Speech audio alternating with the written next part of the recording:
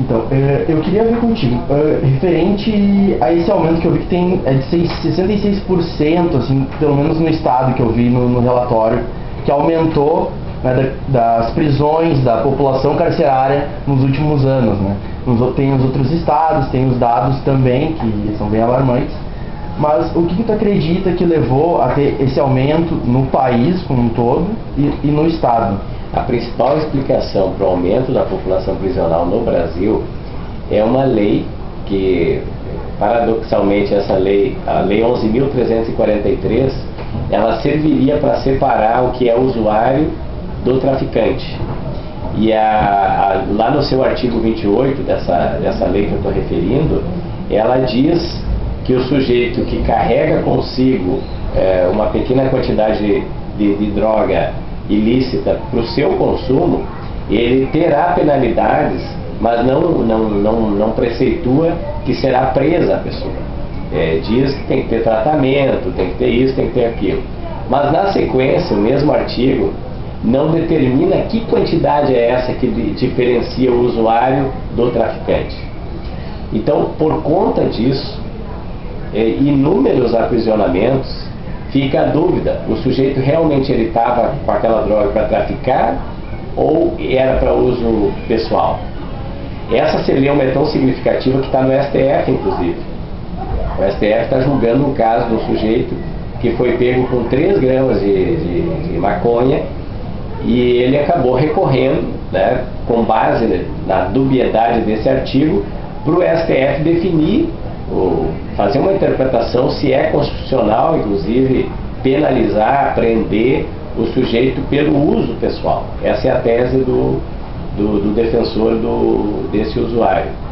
Por outro lado, eu me apego também a exemplos de outros países que determina a quantidade que passa a considerar o sujeito o traficante e não mais o usuário. Então, vamos imaginar, o sujeito está lá com 10 gramas de um determinado produto, pressupõe-se, né, que é para o consumo, certo? Próprio. Agora, o cara está com 3 quilos, 5 quilos, né, a lógica diz, bom, esse cara não está para consumir esse troço. Então, tem que ter algum parâmetro, né, para estabelecer isso. O certo é que hoje, as prisões que levam o sujeito para dentro, a captura que leva o sujeito para dentro da prisão, mais de 90% é flagrante desse tipo de situação. Ou o cara está na esquina, realmente usando a droga, ou sei lá, com ela na sua posse, não raro ele dispara quando vê a viatura, né? O policiamento ostensivo vai atrás, pega ele, leva, está provado que tem uma quantidade X de droga. Se o juiz entende que aquele sujeito deve ficar lá para ser analisado o caso dele, já cria uma prisão provisória, né, que é essa prisão sem sentença, que é o maior problema que nós temos. Há 4 anos atrás, 24% dos presos eram desse tipo, prisão provisória sem condenação. Agora aqui no estado subiu para 35%. Significa que o carinha que foi pego, lá mesmo que com poucas quantidades de droga, ele vai para uma penitenciária, em regra superlotada, fica nas mãos das facções, porque ele acaba tendo que aderir a uma facção, se torna um recruta do crime, no período que ele aguarda até um atendimento do juiz, uma primeira audiência, e quando ele vem para a audiência, bom, ele já está formado e com dívidas, inclusive, com as facções. Então, essa é a explicação lógica para nós termos um crescimento tão acentuado. Aqui no estado do Rio Grande do Sul, para vocês terem uma ideia, 50% praticamente dos presos respondem por tráfico. Homicídio, que é o crime mais grave, que deveria ter um número significativo de presos, 4,6% apenas da nossa população prisional. Então nós não estamos prendendo muitas vezes o cara que matou, o cara que torturou, que enfim levou as pessoas à morte. Em contrapartida, tem muitos casos, inúmeros casos, de sujeitos que foram pegos com pequenas quantidades de droga. E não eram articuladores do tráfico, não eram traficantes, nem sequer dono da boca. É um negócio de soldado que está ali a serviço do crime de tráfico, ou então é um mero usuário. Com isso nós não queremos dizer que o sujeito, enfim, que está infringindo a lei, tenha que ser liberado necessariamente, né? Agora, a prisão para esse tipo de caso está comprovado que aumenta a violência, porque ele, como eu referi aqui, ele vai ficar nas mãos da facção, que por sua vez vai cobrar dele um preço, daí ele volta para a rua, ou ele executa, ou é executado, e aí não para mais. Então é esse o ciclo que nós estamos vivendo hoje. Sim, e referente às prisões, no caso aos presídios que disponibilizam atividades para os detentos, né? A gente sabe que pelo menos dois, o de Gravataí e o de Taquara, oferecem trabalho, né? O de Taquara eles produzem chaveiros e tudo mais. Por que tu acha que não é implementado, que no teu relatório também aponta isso na parte do trabalho, né? Por que tu acha que não é implementado isso dentro dos presídios, o trabalho ou atividades para ressocialização mesmo? O primeiro limitador é o seguinte, ó, tu imagina uma cadeia superlotada, tá? Peguemos o exemplo do Central. A capacidade para 1.900, tu tem 4.500 detentos. É praticamente impossível, do ponto de vista da segurança do estabelecimento, tu conseguir fazer com que os 4.500 trabalhem, certo? Porque tu terias de ter um segundo, se não tem espaço suficiente para o cara dormir, teria de ter um espaço para oficina, teria de ter um espaço para horta, enfim. Então tu terias de investir naquele estabelecimento prisional para ele dar condições mínimas para o cara trabalhar. Então isso nas grandes penitenciárias se mostra impossível fazer. O que se contabiliza hoje como preso trabalhando? Se não estou enganado, é 6,6% que eles colocam como sendo presos trabalhando. É o sujeito que varre o corredor, que faz comida no presídio, que capina no pátio. Quer dizer, esse tipo de trabalho ele é contabilizado como sendo trabalho prisional. Nós entendemos que para ajudar na ressocialização, o trabalho ele tem que ser preparando o sujeito para alguma profissão. Por exemplo, ele sai da unidade prisional, cumpriu sua pena e se apresenta num estabelecimento, numa empresa, e aí vão perguntar: o que tu sabes fazer? Aí eu aprendi a costurar bola, eu aprendi a fazer redes. Até penso que na falta do que fazer, qualquer ocupação desse tipo vale, certo? Mas isso não prepara ele para depois. Então eu defendo que em cada estabelecimento prisional tenha oficinas de trabalho com opções múltiplas, não só o operacional, mas a formação profissional. Tem, como tu referisse, várias experiências estado afora. Eu mesmo lembro agora São Borja, que me mostrou lá, eles têm um convênio com o Sindicato Rural, que prepara as pessoas até para profissões que naquela região são aplicáveis, né? Lida no campo, corte de grama, que eu lembro agora, assim, mesmo na construção civil, eles preparam quem tem interesse nessa área. Então, se é algo nessa direção, maior é a chance do sujeito deixar o mundo do crime, porque o objetivo da prisão, e aí é uma polêmica também que se tem, qual é o sentido de tu prender alguém, certo? Alguns podem entender, bom, é castigar o sujeito, tá bem, então uma coisa é para que ele fique lá recluso pensando sobre aquilo que ele fez, arrependidinho porque afinal de contas ele ganhou um castigo. Mas também se trabalha a lógica de que esse sujeito, durante o período do cumprimento da sua pena, ou deve ser entendido como um direito dele, ou mesmo uma imposição do próprio Estado, para que ele se ocupe com alguma coisa que aumente a chance dele sair do mundo do crime. Então essa é enfim, são teses que se discutem nesse meio, mas nós acreditamos que não tem sentido a pessoa ficar desocupada num ambiente que muitas vezes é criminógeno, né, fazendo aumentar a periculosidade do sujeito. A minha mãe sempre diz que mente ocupada é oficina do diabo. Sim. E é assim a vida, né? E o que falta para o Estado fazer uma política para trabalhar isso? Falta verba, falta uma iniciativa, falta um projeto? O que falta nesse Olha, momento? primeiro assim, ó, o primeiro drama que existe é falta de estrutura física mesmo. Tá? Os prédios são superlotados, 27% dos prédios do Estado aqui das unidades prisionais têm mais de 50 anos. Tá?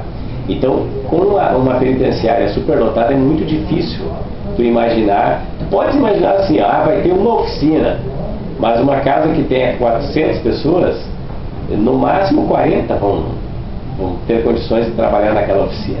Então, o primeiro obstáculo é esse. Segundo obstáculo, pessoal. A SUSEP tem uma deficiência de agentes penitenciários. Então, tu imagina, tu coloca 40 pessoas trabalhar numa oficina, certo? Tem que ter um grau de segurança dessas pessoas, inclusive o deslocamento delas até a oficina. Então, os agentes penitenciários, eles têm que estar cuidando, quer seja da entrada das celas, das galerias, e também transportando as pessoas dentro da unidade prisional. Então, o segundo obstáculo é pessoal.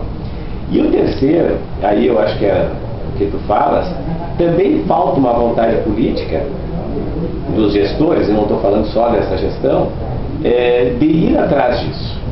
Nós estamos sugerindo aqui no mapeamento, no nosso relatório, que se faça um mapeamento quais as unidades prisionais que já têm oficina à disposição, com maquinário, que eu visitei e vi. Eu dou exemplo do Mato Pelletier. Tem um belo salão lá, com espaço suficiente para ter uma oficina, no entanto, tudo fechado. Né?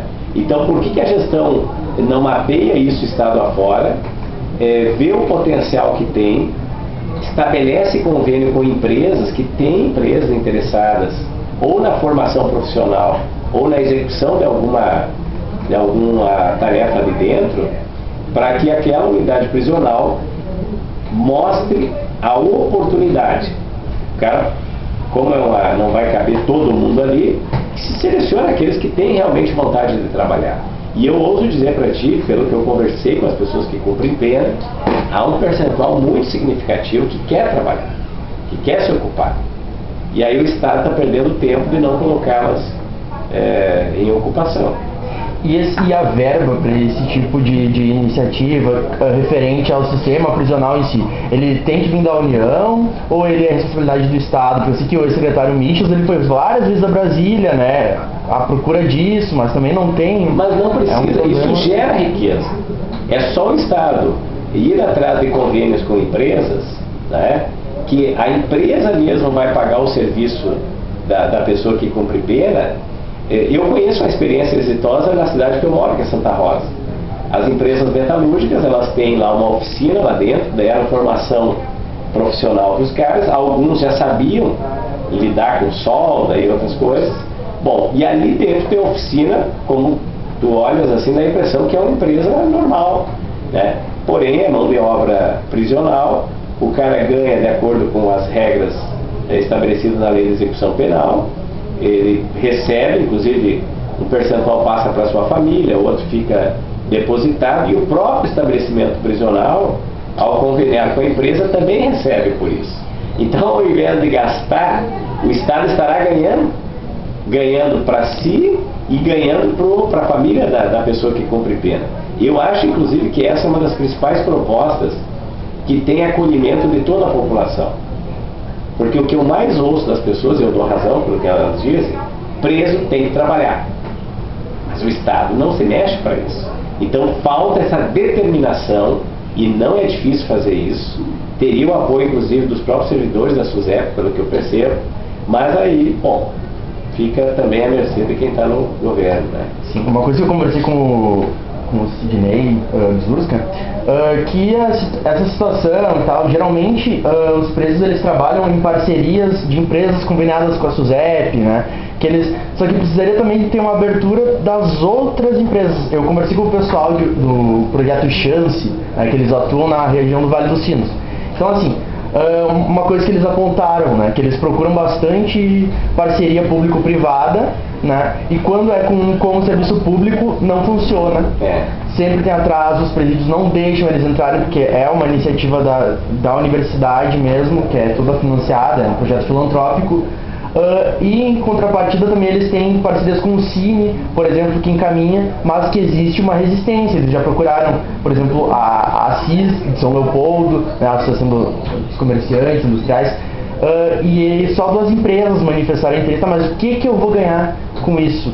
Né? O que o empregador, o que essa pessoa que está contratando ganha? Qual a contrapartida dele?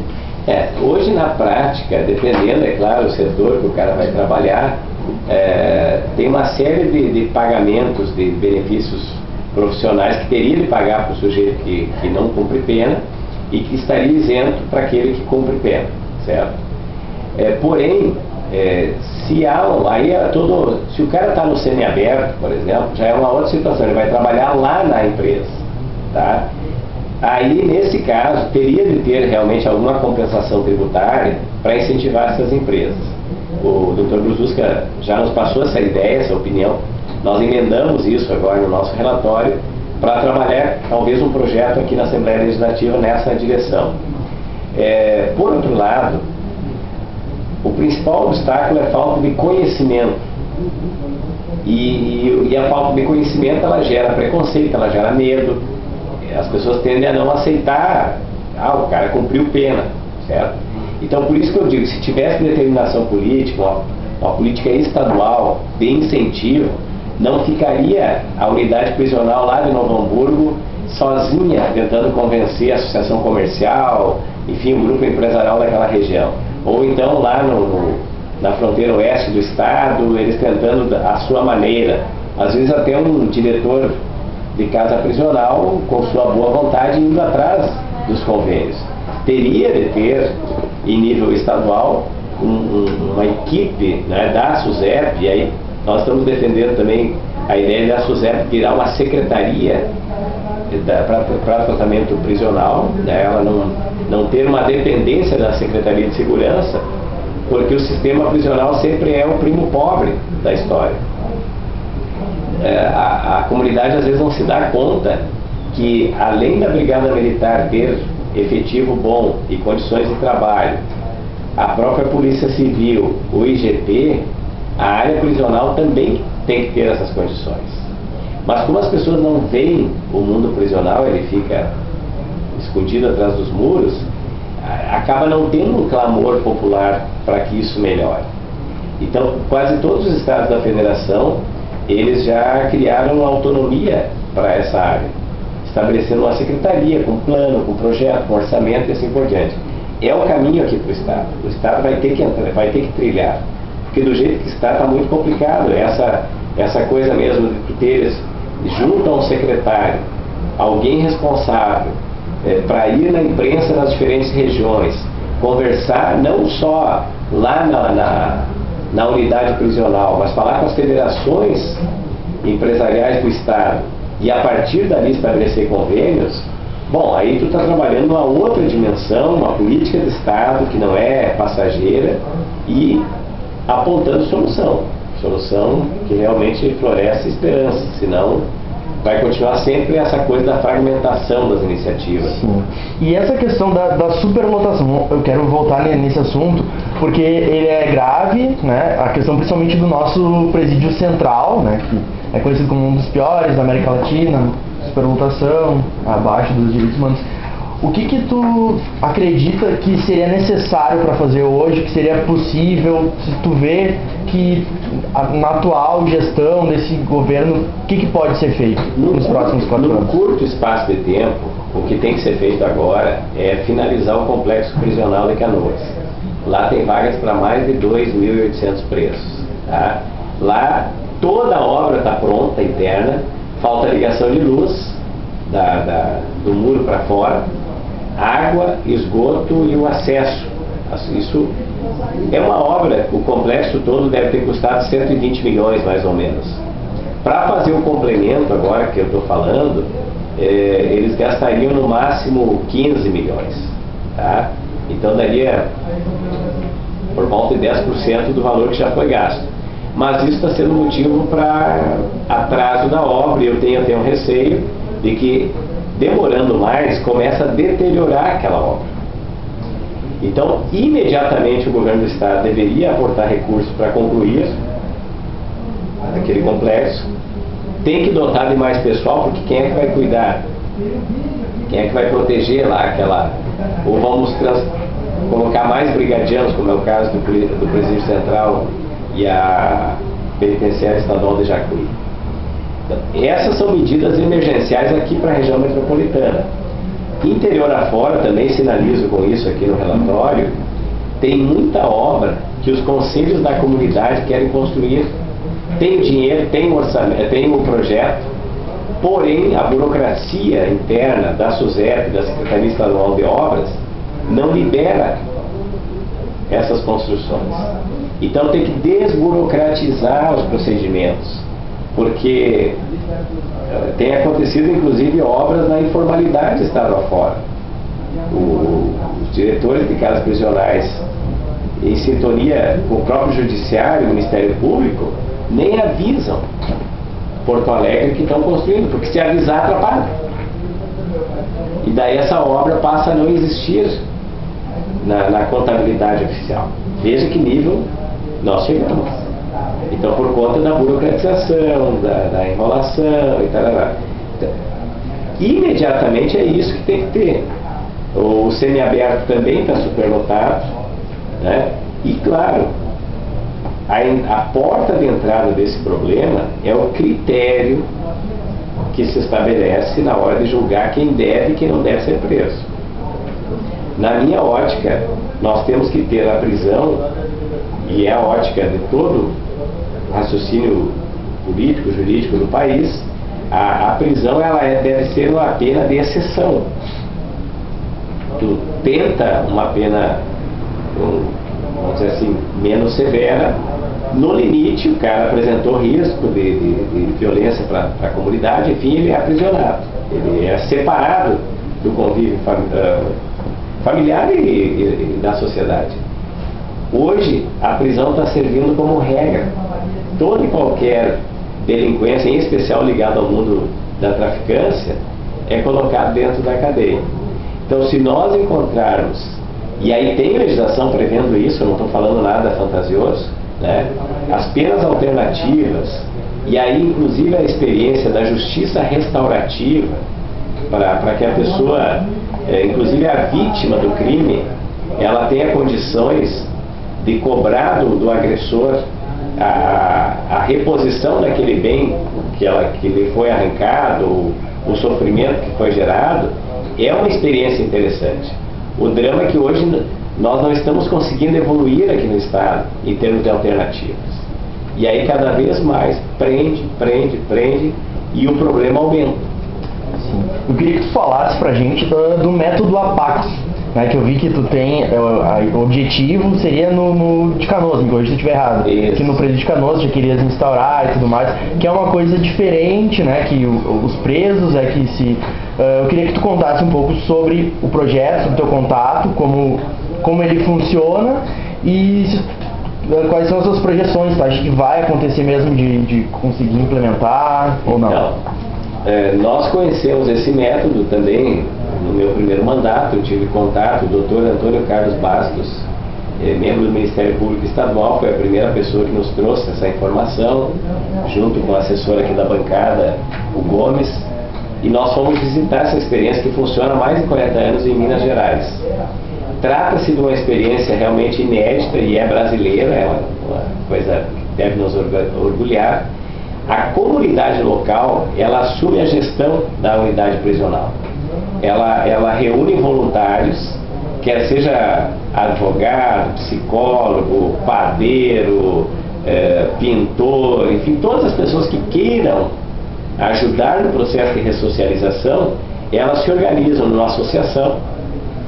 O Estado convenia com essa associação, e a partir de um método, que é esse método APAC, que preceitua várias coisas importantes, como por exemplo o cara trabalhar durante todos os dias que cumpre a pena, ele ter acesso à escola, estudar, portanto, prática esportiva, prática religiosa, contato com a família, contato com a comunidade externa, formação profissional, atendimento, se ele precisa, na área da saúde mesmo, né?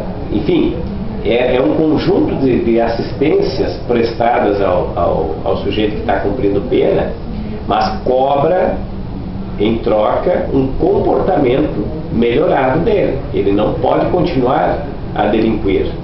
E isto é testado dentro da prisão.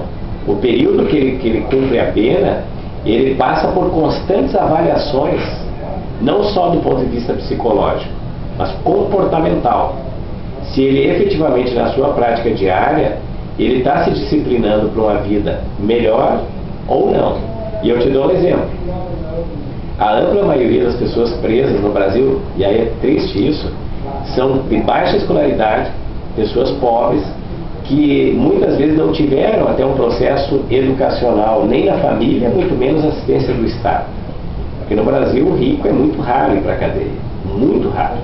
Ele tem bons advogados, ninguém investiga os crimes que ele comete, então é muito mais fácil pegar o pobre que está ali se expondo, que muitas vezes até faz o papel de idiota. Esse preso, dentro da APAC, ele se apresenta para ele uma série de oportunidades.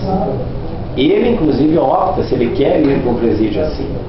Porque não pense você que o sujeito que é de uma facção criminosa, ele quer se ressocializar. Esse já se profissionalizou no crime. Ele já tem uma carreira.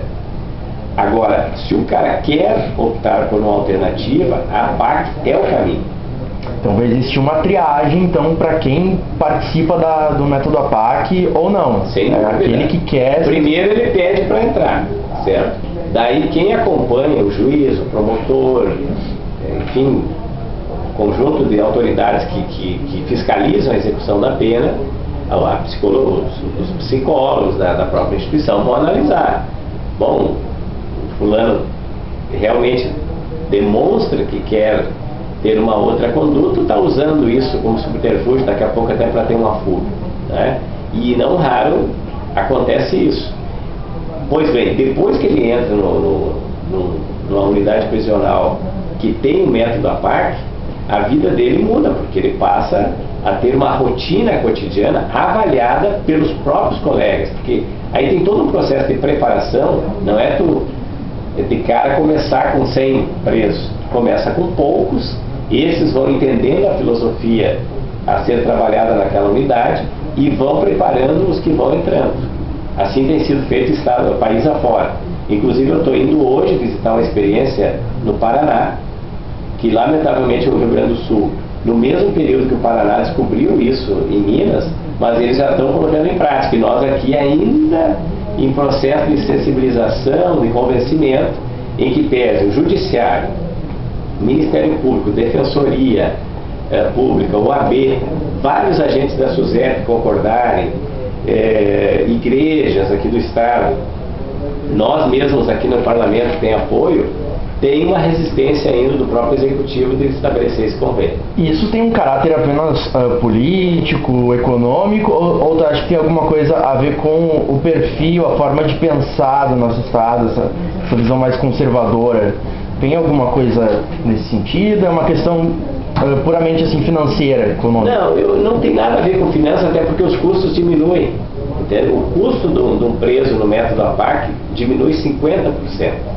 Porque o cara vai se ocupar, ele vai render, ele vai trabalhar, a comunidade colabora, as empresas se conveniam com aquela unidade prisional, não é necessário o mesmo número de agentes como temos num presídio convencional, então não é custo. O problema é o seguinte, quando tu não trabalha um assunto, tu não convence as autoridades, é muito difícil. Todo mundo que se acomodou ao longo de décadas tende a não aceitar o que é novo.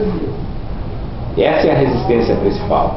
Então nós, em que pese acharmos que o Paraná está nos ganhando nessa, nós não vamos desistir, nós vamos continuar conversando com as pessoas. Por isso vocês da comunicação são fundamentais também, para não passar uma ideia distorcida para as pessoas. Ninguém quer passar a mão na cabeça de quem cometeu o crime, tratar de coitadinho, porque não sei. Não, nós queremos que esse cara cumpra a pena e que nós, sociedade, Estado, demos condições, se ele quiser, obviamente, que ele saia daquele mundo do crime e não volte a cometer crime contra as pessoas, contra o patrimônio, ou mesmo contra a saúde pública, ou contra a saúde dele mesmo. Então, por isso a ideia do tratamento penal. Não é uma benevolência com o sujeito que cumpre pena.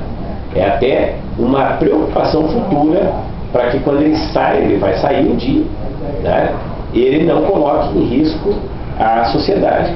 Do jeito que está, nós estamos piorando as pessoas. O cara que entrou com 10 gramas de maconha, por conta disso, muitas vezes ele sai de lá já sabendo assaltar banco, sabendo traficar em maiores quantidades, usar armas e assim por diante. Então, só para concluir, eu queria ver contigo, assim, em questão Rio Grande do Sul, restante do país, não sei se esses dados tu chegaste a apurar. A questão do trabalho, assim, e também dos outros métodos de socialização, né, educação e tudo mais, nos presídios. O Rio Grande do Sul está mais atrasado, porque eu vi que ele tem ali um índice de aumento e tal, de prisões também bastante elevado, assim, ele está entre os mais, claro, a região sudeste ele ganha mais, mas nas questões, assim, humanitárias dentro dos presídios, ele está mais atrasado, como ele está em relação, assim, ao nosso sistema penitenciário? Olha, nessa questão prisional eu vejo que é parelho em todo o país, todos estão no caos, nós aqui não é diferente, certo? E dependendo a proporção da população prisional, esse problema aumenta. Tem alguns quesitos que nós estamos menos piores do que os outros estados, como, por exemplo, o número de profissionais da área da saúde trabalhando nas unidades prisionais. Saltou de 2011, no governo Tarso, de 11 equipes, unidades básicas de saúde que trabalhavam dentro das unidades prisionais para 24. Mesmo assim, se considerar que tem por volta de 100 unidades prisionais, é muito pouco. Então, o tratamento, quando o cara tem problema de saúde, se não tem a unidade básica de saúde dentro, ele tem que deslocar o preso para um posto da comunidade. Isso exige viatura, exige segurança, constrange as pessoas que estão lá para fazer a consulta e que não cumprem pena, constrange o próprio que está doente e chega lá algemado para ser tratado. Então, não é o ideal. Tem uma portaria até do Ministério da Saúde que diz onde tem mais de 100 presos, necessariamente tem que ter unidade básica de saúde. E aí um convênio que o Ministério da Saúde faz com a prefeitura. Não são profissionais da saúde vinculados à SUSEP, propriamente dito. É uma experiência muito exitosa. Não tem só médico, tem enfermeiro, tem psicólogo, tem, enfim, assistentes também. E tem